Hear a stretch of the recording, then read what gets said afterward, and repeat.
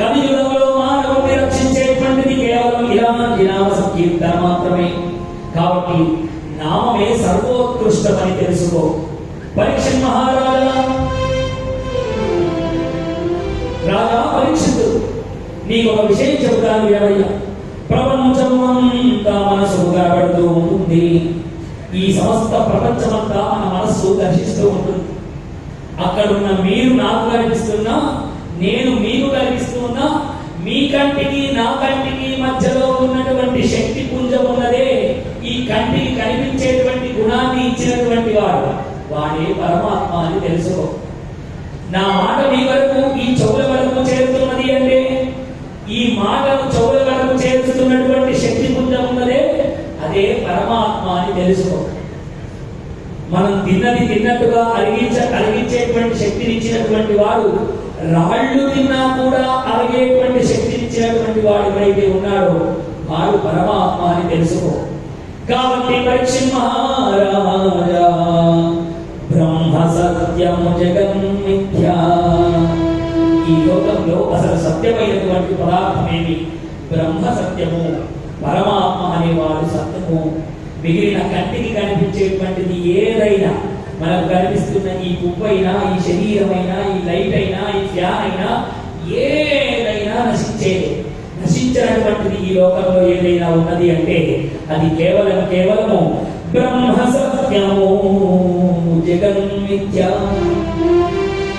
మరి ఆ బ్రహ్మ ప్రతి మనిషిలో ఏ రూపంలో ఉన్నాడు? ఆత్మరూపమున వెలుగుచుండే. ప్రతి మనిషిలో ఆత్మరూపంలో ఒక జ్యోతి రూపంలో వెలుగుతూ ఉన్నాడు. ఆత్మకు నాశనము లేదు, ఆత్మకు నాశనము లేదు. ఆత్మ ఎప్పుడు సత్యమైనటువంటి, నాశనము కేవలము ఈ శరీరానికి మాత్రమే నాశనం. శరీరం ఎప్పుడైతే దీని నుండి ఆత్మ విడిపోతుందో, చైతన్య శక్తి వెళ్ళిపోతుందో, బాగా ప్రేమించినటువంటి భార్య ఈ శరీరాన్ని తీసుకువెళ్ళి తగలబెట్టండి అని చెప్పేస్తుంది. అలా శరీరానికి విలువ లేదు పరీక్షిత్ మహారాజా. కేవలం ఆత్మకు మాత్రమే విలువ. ఇందులో శివుడు ఉన్నప్పుడు మాత్రమే నిన్ను పేరు పెట్టి పిలుస్తారు. ఇందులో నుంచి శివుడు వెళ్ళిపోతే దీన్ని శవము అని పిలుస్తారయ్యా పరీక్షిత్ మహారాజా. కాబట్టి శరీరధారుడు కంటే శరీరమునున్న ఆత్మ ప్రధానము. పరమాత్మ ఒక్కొక్కరికి ఒక్కొక్క శరీరాన్ని ఇచ్చాడు. కానీ మీరు ఒక్కసారి ఆలోచన చేయండి. మన దగ్గర ఒక కేజీ బంగారం ఉందనుకోండి. ఆ కేజీ బంగారం తీసుకొని కంసాలి వాడి దగ్గరికి వెళ్ళి, అయ్యా నా భార్యకు కాసిని నగలు చేసి పెట్టాలి, మెడలో వేసుకునే నెక్లెస్ చేయాలి, చెవులకు పెట్టుకునే దుద్దిళ్ళు చేయాలి, నడుము పెట్టే వడ్డానం చేయాలి, చేతులు వేసుకునే గాజులు చేయాలి, కాళ్ళకు పెట్టుకునే పట్టీలు చేయాలి అంటారు.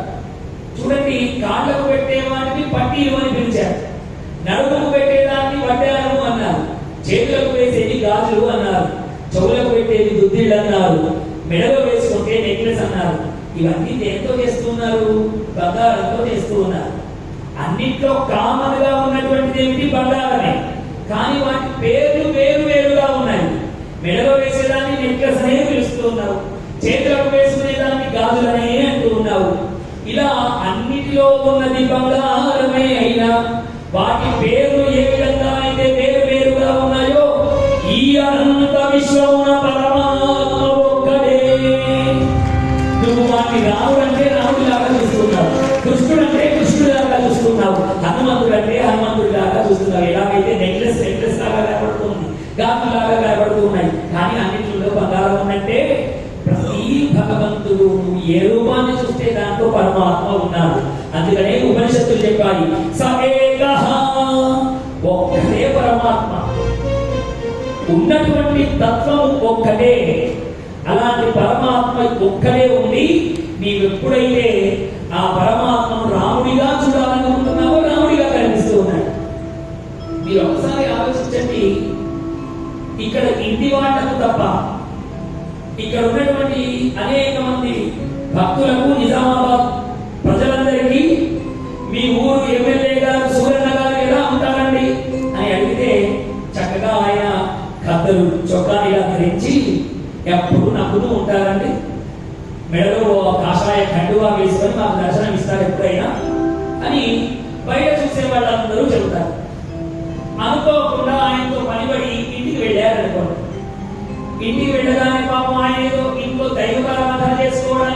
పంచగట్టుకున్నారు.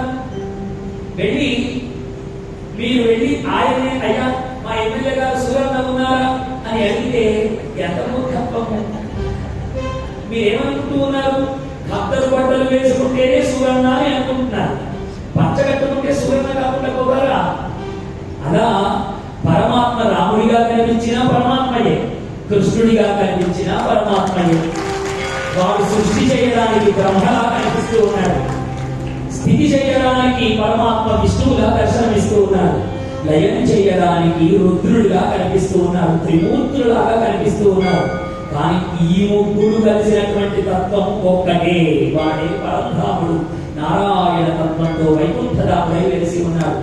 జయ గోపాలకృష్ణ భగవానికి. కాబట్టి పరీక్షిత్ మహారాజా, ఈ సృష్టిలో ఉన్నటువంటి తత్వము పరతత్వము ఒకే తత్వము. ఆ తత్వము కొరకే మనం పరితపించాలయ్యా, ఆ భగవానుడి గురించే మనం తప్పించాలి. మూర్ఖులైనటువంటి వాడే అనుకుంటూ ఉంటాడు ఇంతమంది దేవుల. చాలా మంది అడుగుతారు. అందుకనే గజేంద్ర మోక్షంలో కూడా గజేంద్రుడు నేను అసలు ఇప్పుడు విష్ణువుని కీర్తించాలా శివుని కీర్తించాలా, ఈ మొసలి నోట్లో పట్టుకున్న నా కారణం విడిపించేవాడు విష్ణువా శివుడా అని అనుమానపడితే, ఎవ్వని చేతించు జగమెవ్వనిలో బలనుండు. ఈ లోకము ఎవరితోనైతే పుడుతుందో, ఎవరి లోపలికైతే లీనమవుతుందో వాడిని మొక్కుతున్నానని మొక్కింది క్లారిటీ. అలా మనం కూడా భగవంతుడి మీద ధ్యాస ఉంటే, చాలా మంది అంటారండి రోజు వీడికి హనుమంతుడి గురికి వెళ్ళే ఆలోచన. ఏమో ఇదిగో ఇవాళ శివాలయానికి వెళ్దామంటే, లేదు లేదు నాకు హనుమంతుడే, నేను హనుమంతుడి దీక్ష తీసుకుంటా ప్రతిసారి, నేను అయ్యప్ప దీక్ష తీసుకుంటా, నాకు వేరే దేవుళ్ళు కాదు అన్నారా? అంత మూర్ఖత్వం ఇంకొకటి లేదు. ప్రతిదానిలో చైతన్య రూపమైన పరమాత్మ అనేవాడు ఉంటాడు. అలా పరమాత్మను ఆ రూపంలో కీర్తిస్తున్నావు అంతే. ఇంకో రూపంలో కనిపించాడు అంటే అది పరమాత్మ కాదు అంటే నీ అంత మూర్ఖుడు ఇంకోడు లేదని అర్థం. కాబట్టి పరమాత్మ ఏ రూపంలో కల్పించినా మనకు ఆయన రూపము కేవలం చైతన్య స్వరూపమైనటువంటి భగవత్ రూపమని మనం తెలుసుకోవాలి. ఈ మానవ దేహంలో కూడా పరమాత్మ జ్యోతి రూపంలోనే ఉన్నాడు. అందుకని ఆదిశంకరాచార్య చెప్పాడండి దక్షిణామూర్తి శ్లోకంలో, నానా చిత్ర భగోదర స్థిత ప్రభాదివ ప్రభాభాస్వరం జ్ఞానం యస్సు చక్షురాధికరణద్వారా బహిస్పందతే యామీదిదమేవ భాంత తత్సమస్తం జగత్ తస్మై శ్రీ గురుమూర్తయే నమః శ్రీ దక్షిణామూర్తయే తస్మై శ్రీ గురుమూర్తయే నమః శ్రీ దక్షిణామూర్తయే. నిజానికి పరమాత్మ ఈ దేహంలో కూడా ఉన్నాడు. మనం అందరం కూడా వాడు ఎక్కడో ఉంటాడు ఇప్పుడు భారతంలో విన్నట్టుగా పరమాత్మ సహేగా పరంధాముడు వైకుంఠంలో ఉంటాడు అన్న కన్క్లూజన్కి వచ్చాం. కానీ పరమాత్మ వైకుంఠంలో కంటే ఎక్కడ ఉంటాడో తెలుసా? పరమాత్మయే చెబుతున్నాడండి, ఇప్పుడు నాకు వైకుంఠం ముఖ్యం కాదు.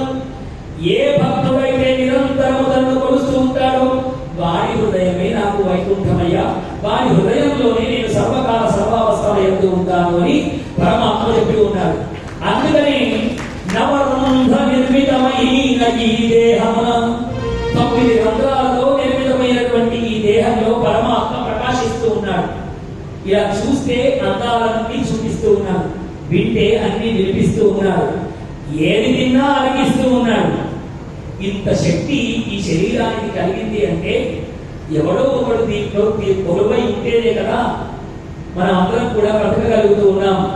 మరో ముఖ్య విషయము, పరమాత్మ చూడండి ఈ లోకంలో ఎన్ని లక్షల కోట్ల జన్మాల జీవుల్ని పుట్టించాడు, 84 లక్షల జీవరాశుల్ని పుట్టించాడు.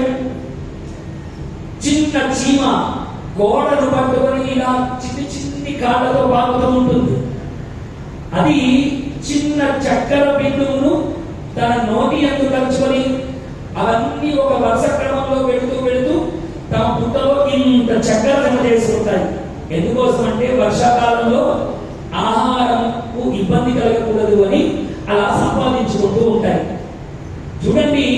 పొలాలకు వెళుతూ ఉంటే చీమ తన ఒంటి బరువు కంటే ఇంత మట్టి బిడ్డను గుండ్రముగా చేసి కాళ్లతో ఇలా ఇలా ఇలా ఇలా నిండుతూ బుట్ట కట్టడానికి ఆ మట్టిని అంతా మోసుకు వెళుతూ ఉంటుంది. అదే చీమ చేసినటువంటి ఈ పనిని బొద్దింక చేయగలుగుతుందా? మరి చీమ కంటే పెద్దదే కదా అది, బొద్దింక చేయడం. చూడండి, ఏనుగు మనిషి కంటే ఎక్కువ బలం ఉన్నటువంటి జీవం. మరి అంత పెద్ద ఏనుగు మందబుద్ధినిచ్చాడు. ఏనుగు కంటే ఆకారంలో బలంలో చిన్నదైనటువంటి వాళ్ళం మనము, కానీ అన్నిటికంటే ఎక్కువ బుద్ధి అనేటువంటి జ్ఞానాన్ని మనకిచ్చాడు. అంటే పరమాత్మ ఇన్ని లక్షల జీవములను పుట్టించి చీమకున్న బలము దోమకు పెట్టలేదు, దోమకున్నది బొద్దింకకు పెట్టలేదు, బొద్దింకకున్నది పులికి పెట్టలేదు, పులికున్నది ఏనుగుకు పెట్టలేదు. ఇవన్నిటికీ పెట్టినటువంటిది మానవుడికి పెట్టలేదు. మానవుడికి ఉన్న ఒక్క బుద్ధి అన్న లక్షణము ఏ జీవుడికి పెట్టలేదు. ఇన్ని జీవులకు ఇన్ని లక్షణాలు పెట్టిన వాడు ఒకడు ఉన్నాడు అంటే ఎందుకు నమ్మము? ఇందరిని పరిపాలిస్తున్నవాడు ఒకడు తప్పకుండా ఉన్నాడు. ఇన్ని రకాల బలములను తన ఆధీనంలో ఉంచుకొని ఇన్ని జీవరాశులకు అన్నమును సృష్టించిన వాడు ఒకడు ఉన్నాడు అంటే ఆ వాడే ఆ పరంధాముడు పరమాత్మ.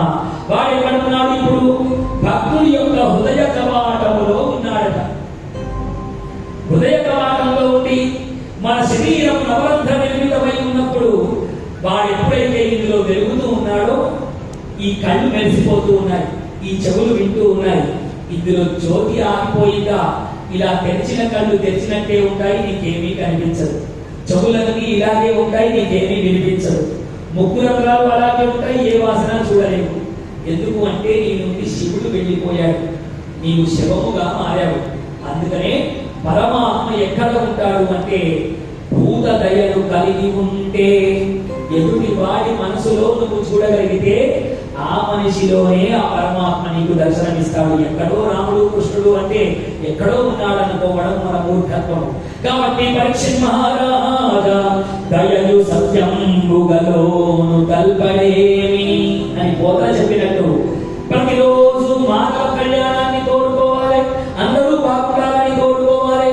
అందులోనే పరమాత్మ అనుగ్రహం ఉన్నదయ్యా, అందులోనే పరమాత్మ అనుగ్రహం ఉన్నదయ్యా అని పరమాత్మ తత్వాన్ని తెలియజేస్తూ ఉన్నట్ట.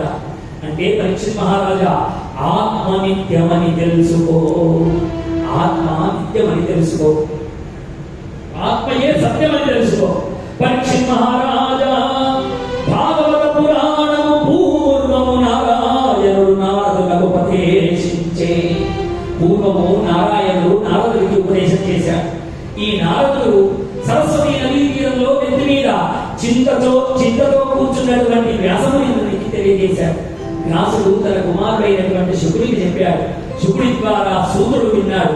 వాడు ఈ లోకమంతా పెద్దరిల్లేటట్టుగా చేస్తాడు పూర్వం వచ్చేటువంటి కాలంలో అని సూతుడు విన్నటువంటి ఆ సూతుడికి ఆశీర్వదించాడట శుకబ్రహ్మ. పరీక్షకు తెలియజేస్తున్నాడు, ఇగో ఇక్కడ విన్నవాళ్లలో ఒక సూతుడు ఉన్నాడయ్యా, వాడు వెళ్ళి ఇప్పుడు నైమిషారణ్యంలో చెబుతాడు. చెప్పి అలా ఈ లోకంలో ఇదంతా పెద్దరిల్లుతుందయ్యా అని చెప్పాడు. ఇప్పుడు ఇక్కడ విన్నవాళ్లలో ఎంతమంది సూతులు ఉన్నారో, విన్నది విన్నట్టుగా గుర్తు పెట్టుకున్న వాళ్ళు ఎంతమంది ఉన్నారో, అలా విని మీరు ఇంటి దగ్గర ఎంతమంది మననం చేశారో. మనం ఏదైనా మంచి విషయాన్ని మననం చేస్తే ఏమవుతుంది? మననాద్రాయతే మంత్ర.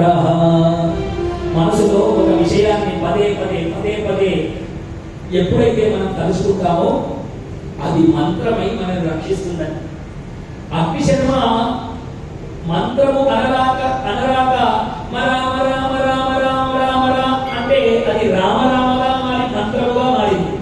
అలా ఎప్పుడూ నీకు ఒక మంత్రాన్ని పదే పదే పదే పదే జపిస్తూ ఉంటావో అది తప్పనిసరిగా మంత్రమై మనల్ని రక్షిస్తుందండి. మంత్రం అంటేనే రక్షించేదని అర్థం. కాబట్టి అలాంటి భగవంతనామమే మంత్రమై మనందరినీ కలియుగమున రక్షించే తారక మంత్రమై పరిటరిల్లు. అలాంటి నామమే మన అందరినీ కూడా రక్షిస్తుందయ్యా. ఇదే భాగవత ధర్మం తెలియజేస్తుంది ఓ పరీక్షిత్ మహారాజా. ఇప్పుడు నైమిషారణ్యమున సూతుడు చెబుతున్నటువంటి భాగవతము